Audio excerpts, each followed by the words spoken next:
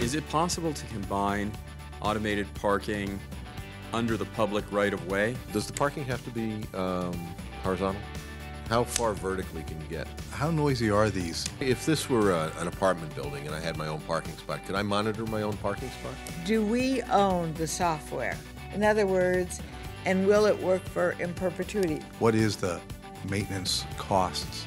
You don't use diesel backup generators? In the event of a big earthquake, is there some way to get all the cars out fast?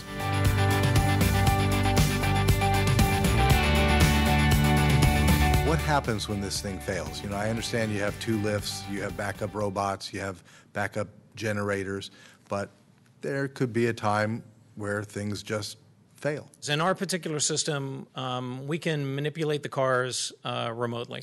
So we have cameras in the system so that we can move the cars manually. Each component has a backup motor, so that if a motor were to go down, electric motor were to go down, you have another one that allows it to move.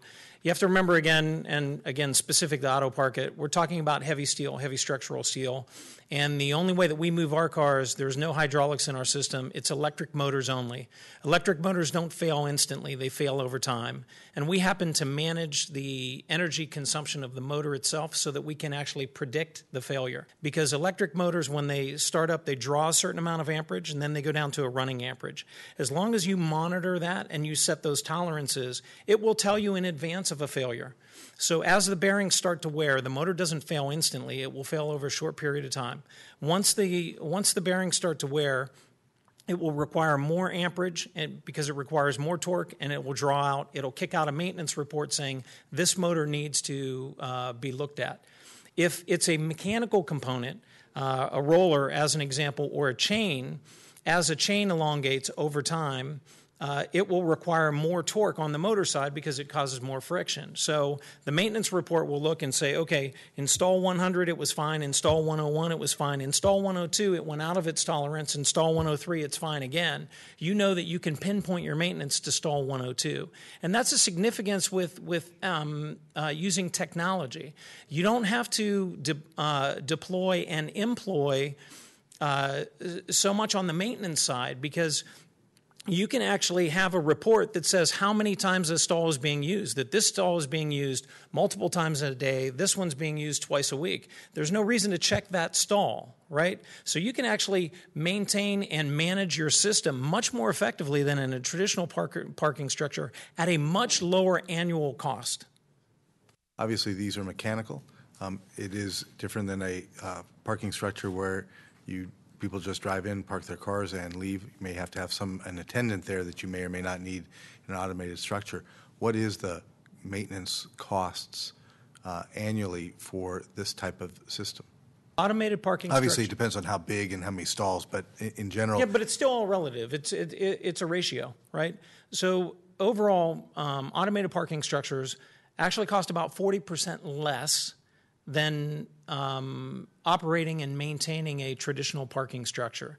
And the reason for that is you have a number of different costs associated with a traditional parking structure that you don't have with automated parking. So as an example, when you have a traditional parking structure and you have the exhaust in it, you have mechanical ventilation that is significant to maintain and very costly to maintain because there's people in the structure, you have emissions, you have to pump that out into the surrounding community. You have to maintain that system. You have to maintain the lighting system. You have to maintain the vertical transportation. You have elevators going up and down to every floor.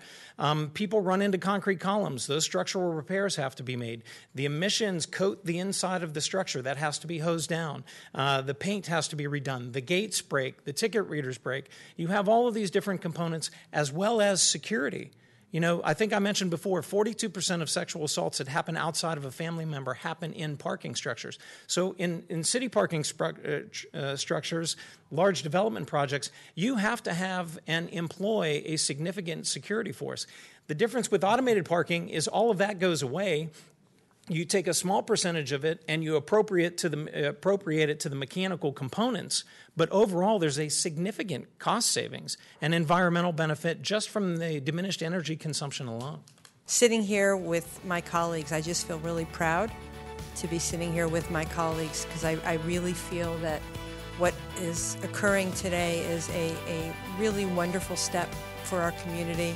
I'm fine with these points of consideration and the priorities that you set up.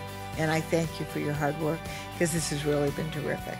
I'm absolutely a fan of automated parking. I think I agree with everybody that we need to move ahead with it. I do think we should move forward, and I think this is a great opportunity now to figure out how to provide automated parking in a few areas and get that thing up and running and get an understanding of how that might work, because I do think it is, Councilmember Krasny has said, the future is now with these things.